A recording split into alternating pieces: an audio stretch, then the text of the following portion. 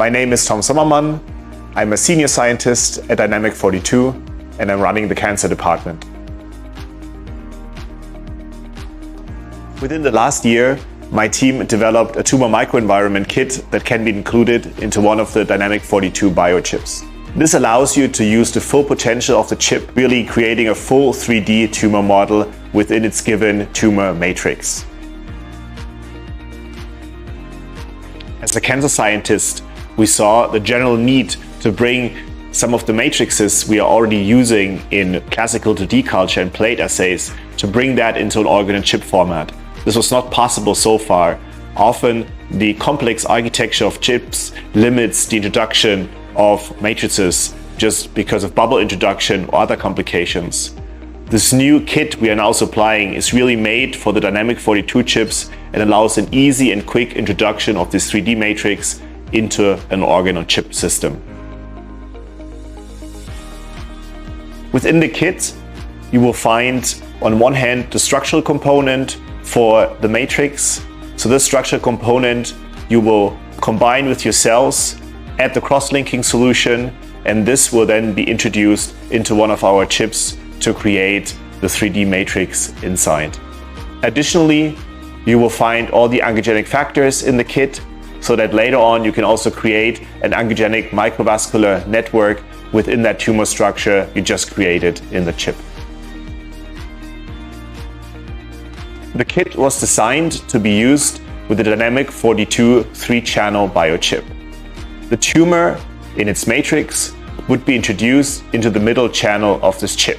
Once the tumor is introduced, the upper and lower channel will be used for perfusion, mimicking a vascular linkage of the tumor in the middle channel to two larger blood vessels above and below the tumor.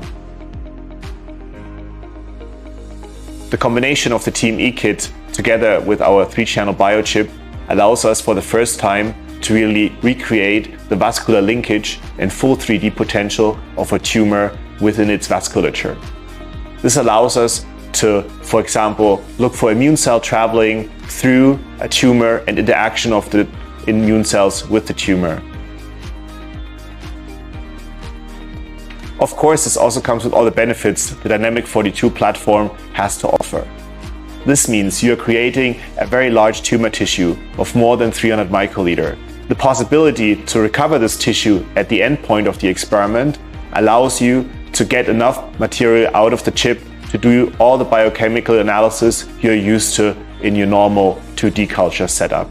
Also, the microscope slide format with its imaging windows of the chip allows you to live image immune cells, for example, as they're traveling into the chip.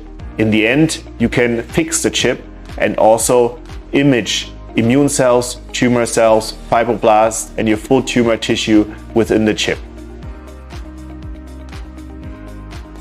Creating such complex tumor tissue within our biochips really allows us to study multiple tumor mechanisms in vitro.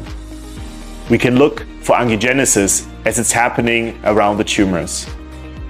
We can study immune invasion of cells coming through the vasculature, invading into the tumor.